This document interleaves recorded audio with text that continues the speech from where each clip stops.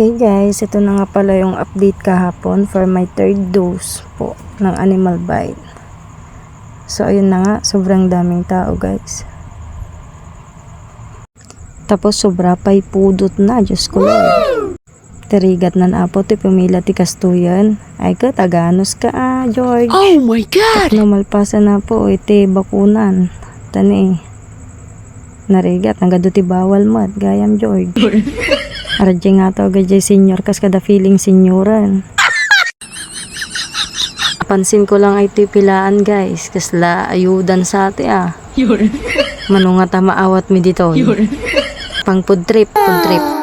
So ayun na nga guys, nandirito na rin tayo sa loob. At maglilista na tayo ng ating mga pangalan. Good luck!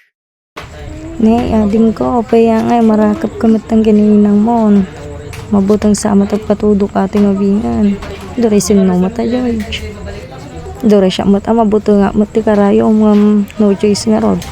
Kailangan tayo pabaksin guys. Narigat iti matay nga dagos. Ni ado pa inuman nga arak. Ay apo. So ayun na nga guys.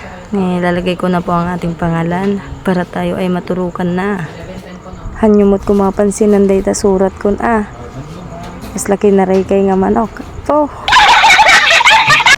Ni, mas kulado ka Angelo Han ka masyadong nervyos. Relax lang tayo. Sa right side po muna tayo. Aray ko dok. Sa left side naman. Aray ko dok. Ay OA. So ayun na nga po guys, uuwi na po tayo. After 1 week mabalin tayo uminuman. Bye bye.